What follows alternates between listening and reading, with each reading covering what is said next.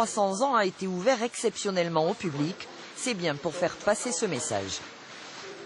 Et la transition est toute trouvée avec ce problème écologique majeur. Au milieu des océans flottent des milliers de tonnes de déchets plastiques rassemblés au gré des courants.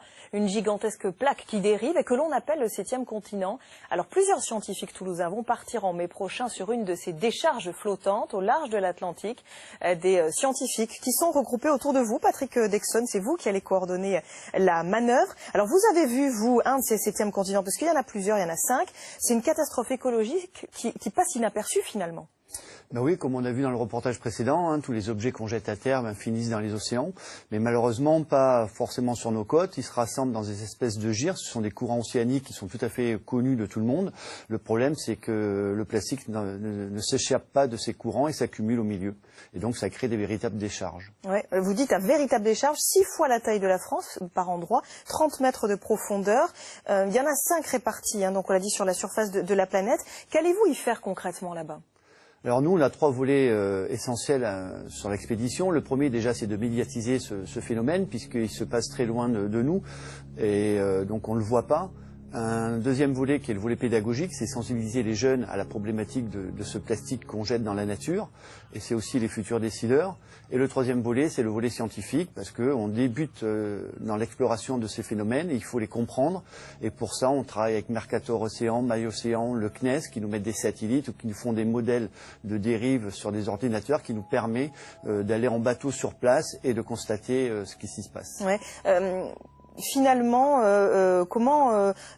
qu'est-ce qu'on pourrait faire pour éviter tout ça? Plus de civisme, on l'a vu, éviter de jeter ces déchets un peu partout. Déjà, c'est de faire prendre conscience au grand public de ce phénomène-là, puisque ça se trouve dans des déserts océaniques où il n'y a pas de route commerciale, il n'y a pas de site touristique, il n'y a pas de bateaux de pêche, donc ce sont des zones qui sont très peu fréquentées, donc très peu connues, et donc on ne voit pas trop ce qui se passe là-bas. Mais quand on se rend sur place et qu'on voit que c'est une véritable catastrophe écologique, il faut la médiatiser justement pour faire prendre conscience autant que la fonte des glaces ou le réchauffement climatique.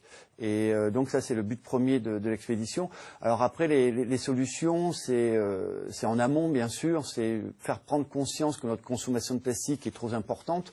On est à 300 millions de tonnes dans le monde au jour d'aujourd'hui, et il faut dire qu'il y a à peu près 10% qui finissent dans les océans. Donc c'est ce message qu'il faut faire passer, et puis aussi nettoyer nos plages, bien sûr, avec des associations environnementales. Est-ce qu'on connaît les conséquences sur les milieux aquatiques pour l'instant, ou ça sera l'objet d'une de vos analyses sur place?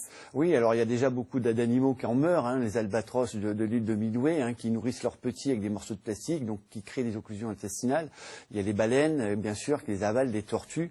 Et après, on n'a pas assez de recul encore pour analyser la chaîne alimentaire. C'est ce qu'on est en train de faire, mais il y a des grandes chances que ça rentre dans la chaîne alimentaire et qu'on parle de bioaccumulation et que ça finisse bien sûr dans nos estomacs.